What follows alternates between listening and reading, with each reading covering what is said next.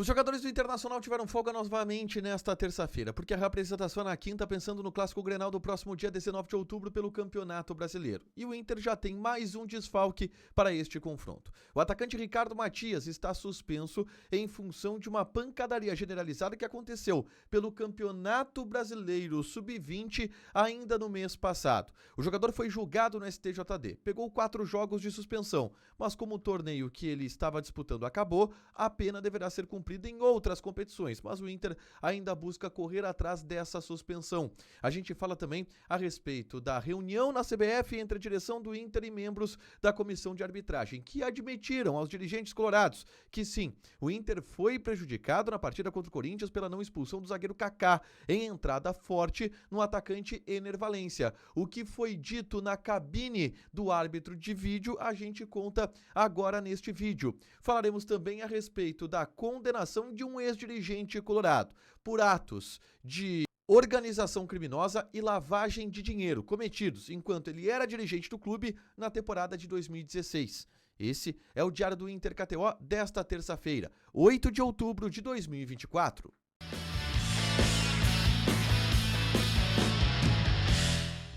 Tudo bem, gente? Obrigado pela participação aqui. Não esquece de deixar teu like, te inscrever, de ativar as notificações. Bora falar do Internacional aqui na dupla. Nesse vídeo, um resumo do que de mais importante aconteceu no noticiário colorado ao longo dessa terça-feira. A gente começa falando sobre o dia dos jogadores do Internacional que tiveram folga nesta terça-feira, porque a preparação para enfrentar o Grêmio no próximo dia 19 de outubro só começa na quinta-feira. Enquanto isso, os jogadores ainda estão descansando, ainda estão aproveitando as suas famílias. Mas o Inter teve uma notícia negativa em relação ao Clássico Grenal do próximo dia 19, nesta terça-feira. Isto porque o Superior Tribunal de Justiça Desportiva julgou a ação relacionada ao atacante Ricardo Matias, que participou de uma pancadaria generalizada no Campeonato Brasileiro Sub-20, na partida contra o Ceará, que aconteceu ainda no último mês, lá no CT da Morada dos Quero-Queros, em Alvorada. O Ricardo Matias participou desta confusão, depois de um jogador do Inter ter sido agredido, ele agride também alguns jogadores do Ceará, e a partir disso, o STJD determinou que ele está por 4 jogos suspenso. Só que tem um detalhe. O que a norma do STJD diz é que os jogos, a suspensão deve ser cumprida em jogos referentes à competição em que o ato aconteceu. Só que o Campeonato Brasileiro Sub-20, ele já acabou.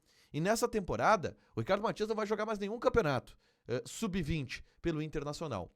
Portanto, neste caso, a lei determina que a pena seja cumprida em outra competição da CBF. No caso, o Campeonato Brasileiro Profissional. E com isso, o Ricardo Matias está, neste momento, suspenso por 4 jogos do Campeonato Brasileiro e, inclusive, de fora do Clássico Grenal do próximo dia 19 de outubro. O Internacional busca um efeito suspensivo para reverter essa pena, até mesmo argumentando que não faz sentido, ele foi no Sub-20, vai ser punido no principal, de uma situação onde ali ele participou de uma briga que não foi puxada por ele, vão tentar argumentar para conseguir esse efeito suspensivo, mas por hora o Ricardo Matias, que é um garoto e decidiu o último jogo, dando um empate importante para o Internacional, está suspenso do Clássico do dia 19, tá?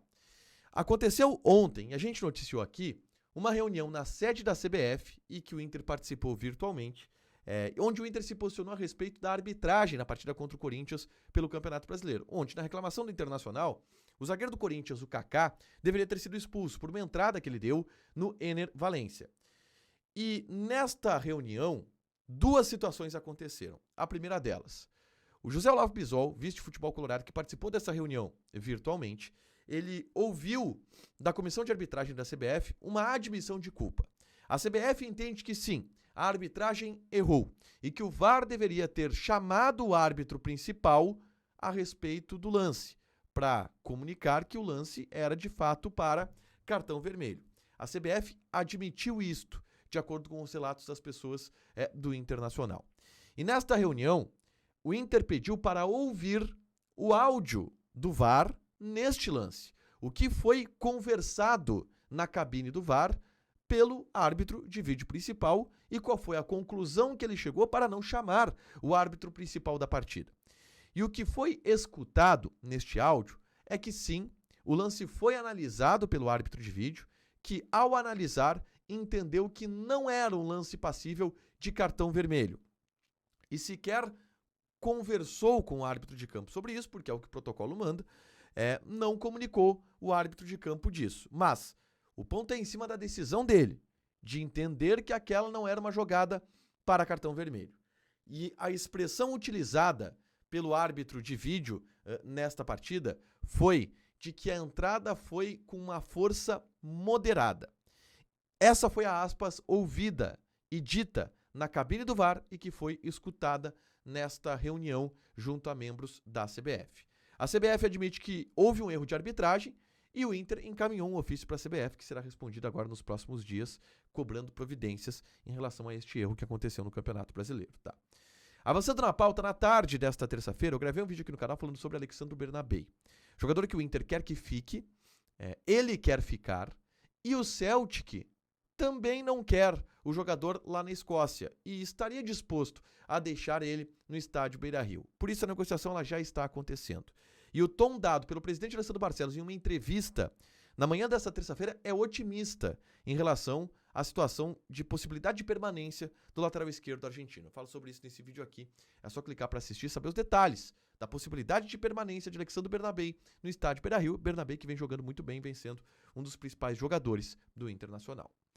Por último, eu quero falar sobre um assunto chato, mas que está sempre no noticiário do Internacional nos últimos anos, que é a Operação Rebote. Uma operação do Ministério Público que investiga irregularidades na gestão do Internacional em 2015 e 2016. Pessoas que estavam na gestão do clube que se apropriaram indevidamente de recursos do clube, que roubaram o Internacional. O Inter é a grande vítima dessa história. E hoje, uma dessas pessoas que lesou o patrimônio do Inter foi condenada. Trata-se do ex-vice-presidente jurídico do Internacional, Marcelo Domingues de Freitas e Castro. Ele foi condenado por lavagem de dinheiro e organização criminosa a 16 anos de prisão. Também por apropriação indébita e lavagem de dinheiro. Tá? Essa investigação, este braço da Operação Rebote, que investiga irregularidades em uma série de departamentos daquela gestão do Internacional, desde o departamento de futebol, passando pelo departamento jurídico, pelo departamento financeiro. Este é o braço do departamento jurídico e fala principalmente sobre acordos judiciais tramados, onde o representante legal do Internacional assinava um acordo judicial onde o Inter pagaria uma parte e cobrava uma comissão em cima disso. E aí, enfim, foi investigado e a justiça agora condenou à prisão o Marcelo de Freitas e Castro, ex-vice-presidente jurídico do Internacional. O ex-presidente Vitório Pífero já havia sido condenado à prisão. O ex-vice de administração, Pedro Afatato, já havia sido... o ex-vice-presidente de finanças, Pedro Afatato, já havia sido condenado à prisão também. São réus de primeiro grau, por isso não estão exatamente e efetivamente presos, mas são pessoas que já são condenadas por terem, de acordo com a justiça, roubado do Internacional, entre outras palavras, mas se apropriado indebitamente de recursos do Internacional. Para fechar, gente, vamos falar aqui de KTO, tá? A gente vai passar uma odd, as odds dessa terça-feira, já envolvendo campeonatos pelo mundo, porque é data FIFA, tem eliminatórias da Copa, Europa, Sul-Americana também, mas eu quero falar de Campeonato Brasileiro, porque tem Atlético Mineiro e Grêmio. Odd do Galo, 1.9. Empate, 3.4. O Grêmio tá pagando 4.2. Joga na KTO, te registra, coloca o cupom A Dupla que tu ganha 20% de bônus em cima do teu primeiro depósito. Fechado? Deixa teu like, te inscreve, ativa as notificações que vai ter mais conteúdo aqui no canal. Beijo!